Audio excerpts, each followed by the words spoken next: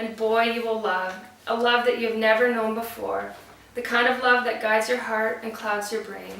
You will love, you will love, you will love. And you will find beauty in every instance, each moment you are offered. You will smile at the sunshine, the snow, and the rain, the streams, the rivers, the mountains. You will appreciate God's paintbrush like you have never seen it before, and you may never see it again. Hi, my name is Craig Gunderson, and I was diagnosed with acute myeloid leukemia on September of 2012, and I've been cancer-free since February. I don't think I could have got through it all by myself. It's such a huge support to have them there with me. Hi, my name is Matt. I was diagnosed in February of 2004 with Burkitt's lymphoma. This is our story, and this is our children's story, and they need to know where it all began. My name is Kyla McMullen, and on February 21st, 2011, I gave birth to my daughter, Tally Rose. 3 days after that, I was diagnosed with stage 3A Hodgkin's lymphoma. I am in this, and as I move forward into the unknown, I wish for those of you to understand what it truly feels like to be one of the many chosen for this journey.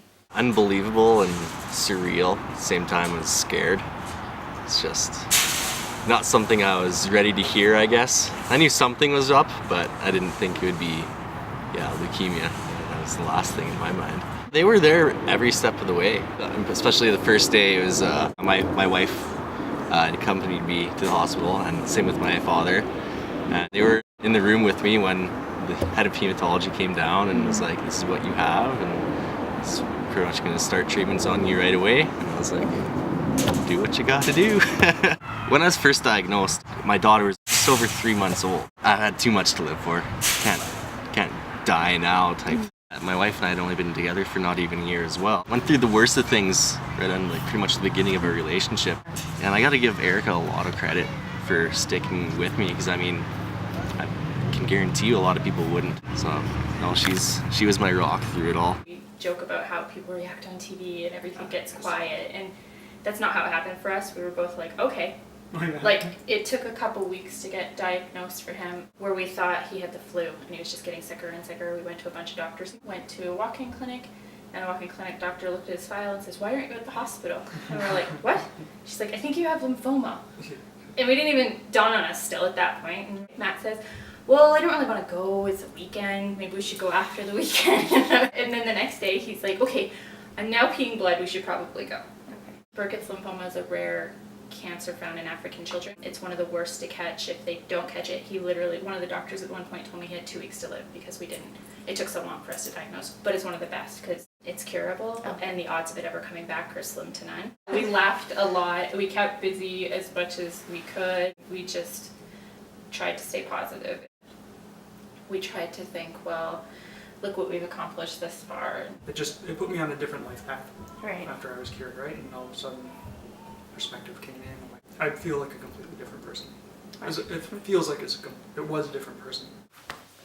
It was a weird time in my life because I was in a place of such high emotion, becoming a mother for the first time.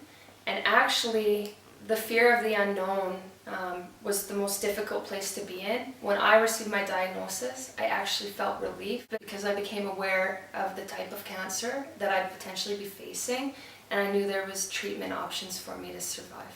We had to focus on what needed to be done at that time with my daughter. We had one attitude and one attitude only, and that was survive and do what had to be done. It was hard because we were still dealing with a lot of uncertainty, but we remained positive and focused and together, and that's what got us through. The Leukemia and Lymphoma Society exists to find cures for blood cancers. We also are here to provide support for patients and their families. Been in existence in Canada since 2004. American side of the Leukemia and Lymphoma Society has been around for over 50 years. In that time, we've spent more than $874 million on research, and not just research, but cutting-edge research. Without them, the cost of everything, cost of living is just, because not being able to work is a financial burden. They've been there, they know what it's like, so yeah, it helps. Continue to raise awareness so that others know the positive. Positive is this is what has come from it for us, and this is how well we're doing, and so we want to be there for other people.